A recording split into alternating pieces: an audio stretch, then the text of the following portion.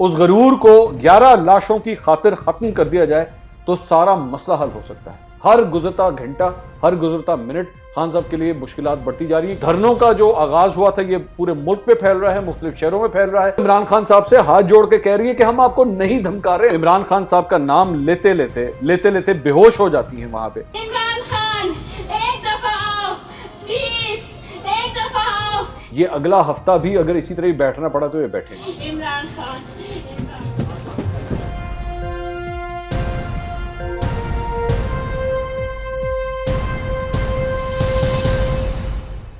अस्सलाम वालेकुम नाज़रीन, मैं हूं मंसूर अली खान। अपने YouTube चैनल के ऊपर आपको खुशामदीद कहूँगा। नाज़रीन, एक और वीलॉग और उसका टॉपिक जो है वो वही है जो हज़ारा कबीले की जानिब से मच के इलाके में इस वक्त धरना दिया जा रहा है। अब जब से ये धरना शुरू हुआ है, 6वां दिन है और 6 दिन के बाद भी हुकूमत की जानिब से हर मुमकिन कोशिश की जा रही है कि या तो इस धरने को डिस्क्रेडिट कर दिया जाए या इसके अंदर कोई बैरूनी एलिमेंट डाल दिया जाए या ये कह दिया जाए कि जनाब दरअसल में कुछ ऐसे शरपसंद अनासिर हैं जो अफरा तफरी फैलाने की कोशिश कर रहे हैं। हम जो है वो मामलात को ख़त्म कर चुके थे, ख़त्म हो चुका है, लेकिन दरअसल में कोई ऐसे अनासिर हैं जो इस धरने को ख़त्म नहीं होने दे रहे।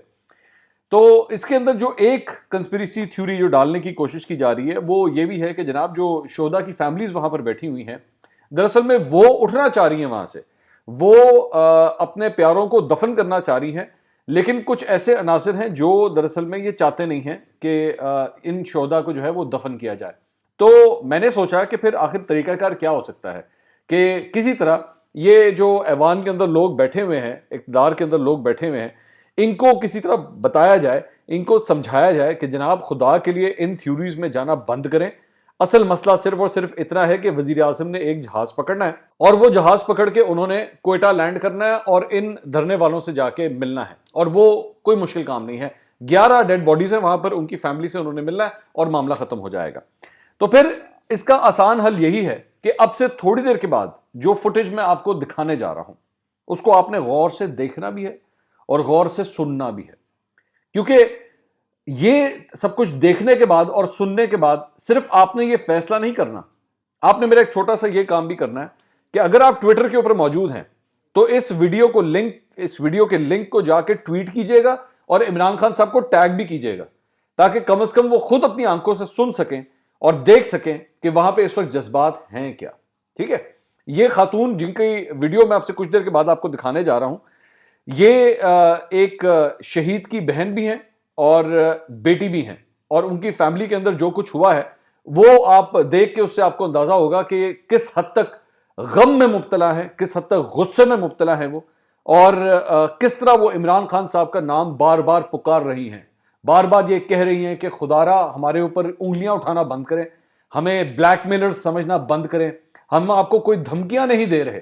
आप सोचिए कि वो फैमिली अब इस वक्त यहां तक आ चुकी है कि वो इमरान खान साहब से हाथ जोड़ के कह रही है कि हम आपको नहीं धमका रहे, हम कौन हैं, हमारे तो प्यारे वहां पे जो हैं इस वक्त उनके गले कटे हुए हैं और वो लाशें उनकी वहां पे पड़ी हुई हैं, हम आपको किस तरह धमका सकते हैं, हम होते कौन है आपको धमकाने वाले, हमारा आपका क्या मुकाबला है, आप मुल्क के हुक्मरान हैं, आप इस वक्त सबसे ताकतवर इंसान हैं इस मुल्क के, और इसके बावजूद आप हमें समझते हैं कि हम आपको धमकाने वाले हैं, हम आपको ब्लैकमेल करने वाले हैं। इस खातून की एक एक बात को, एक एक जुमले को गौर से सुनिए और उसके बाद आप खुद फैसला कीजिएगा कि ये सही कह रही हैं या झूठ बोल रही हैं। सुनिएगा जरा। मैं हुकूमत से यही इल्तिजा करती हूँ कि हुकूमत, हमने आपको नहीं धमकाया है, हम आपको धमका भी नहीं सकते, हम शोहदा के लवाहिकीन हैं, हम इस हालत में नहीं है कि हम खुद को संभाले, तो हम आपको किस तरह धमकाएंगे। आप ट्वीटर दे रहे हैं, ट्वीट कर रहे हैं कि हमें शोहदा के लवाहिकीन हमें धमका रहे हैं, हम आपको कहाँ से धमकाएंगे। हम सिर्फ आपसे यही अपील करते हैं कि आप आए और हमारी इल्तिजा सुने। एक दफा मेरे भाई का गला देखे, एक दफा मेरे भाई का गला देखे, मेरे भाई का गला रोने किसने बेदर्दी से काटा, मेरे भाई का गला एक दफा देखे, कितने बेदर्दी से उन्होंने मेरे भाई का गला काटा है। कहाँ है इंसाफ? इमरान खान आप क्यों नहीं आ रहे हैं? क्या आपके घर में टीवी नहीं है? क्या आप सोशल मीडिया नहीं देख रहे हैं? 6 दिन से ये माए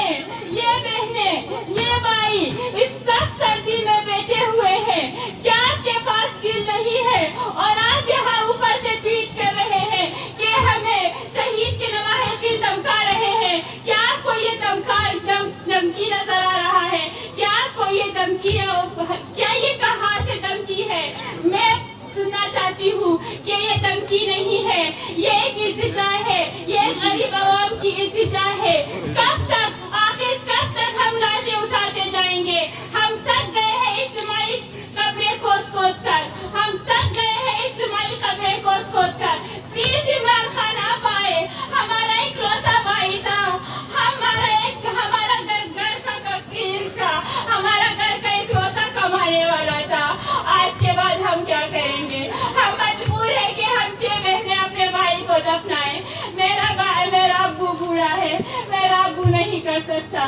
प्लीज इमरान खान आप आए। और आखिर में तमाम मादरा ख्वारा वगरारा sehr शुक्रगुजार शुमो हस्तम कि शुमो करजमो शिश्तेम ताम यालिरा ताकि इमरान खान नमादा मोदन्ने को खत्म न मिली, चाहे वो चिरो शुना, चाहे वो 1 साल शुना। शुमो करजमो इस्तादस्तीन, शुमो करजमो इस्तादस्तीन वो खत्म न मिली ताकि दन्ने को, ताकि इमरान खान नया। इमरान खान एक दफा आओ प्लीज, एक दफा आओ, इस शहीदों के गले देखो, एक दफा आओ, कितने बेदर्दी से इनको कत्ल किया गया है। इमरान खान,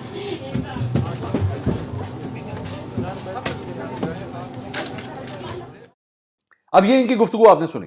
अब मुझे ये बताइए कि ऐसे जज्बात हों कि वो इमरान खान साहब का नाम लेते लेते बेहोश हो जाती हैं, वहां पे लोगों को आके उनको संभालना पड़ता है, लोगों को आके उनको इस वक्त तिबी इमदाद फराहम करनी पड़ती है। ये सूरत हाल हो चुकी है। -4 -5 डिग्रीज का टेम्परेचर इस वक्त उस जगह पे मौजूद है जहां पे ये तमाम खानदान इस वक्त बैठे हुए हैं और उनके साथ कई और लोग जो हैं इस हज़ारा कबीले के वहां पे बैठे हुए हैं और सिर्फ एक चीज़ का इंतजार है कि इमरान खान साहब कब आते हैं। लेकिन हुकूमत है, उनकी जानिब से कंस्पिरेसी थ्योरीज जो है वो ख़त्म नहीं हो रही। उनके चैनल्स, उनके यूट्यूबर्स हर किस्म की कंस्पिरेसी थ्योरी फैलाने की कोशिश कर रहे हैं कि जनाब दरअसल में मुल्क में अफरा तफरी फैलाने की कोशिश की जा रही है, ये लोग जो है इनका एजेंडा ही दरअसल में कुछ और है और असल में तो ये डिमांड्स इनकी इस किस्म की हैं कि वो डिमांड्स पूरी नहीं की जाती। फिर एक जगह कहते हैं कि जनाब डिमांड सारी पूरी कर दी गई, बस ये जो एक डिमांड है ना कि जी कप्तान को बुलाए ना, कप्तान यहाँ पे आए ना, बस ये इससे जरा पीछे हट जाए, बाकी सारा कोई मसला नहीं है।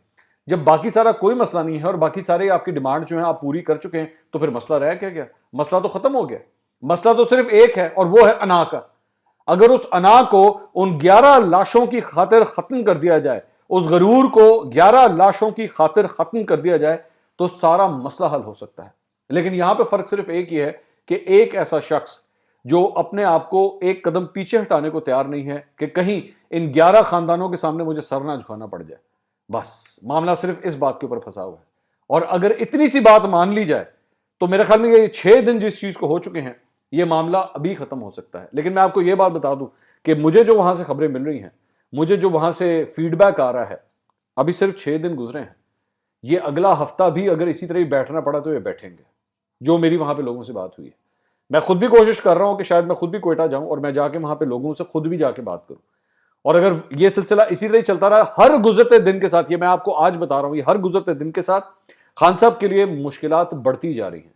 हर गुजरता घंटा, हर गुजरता मिनट खान साहब के लिए मुश्किलात बढ़ती जा रही है क्योंकि धरनों का जो आगाज हुआ था ये पूरे मुल्क पे फैल रहा है, मुख्तलिफ शहरों में फैल रहा है, लोगों की तादाद बढ़ती जा रही है। और मैं जानता था कि पीडीएम के हवाले से तो आप बड़े खुश थे कि कोई मसला नहीं है, लेकिन ये जो मसला है ना, ये इंसानियत का मसला है।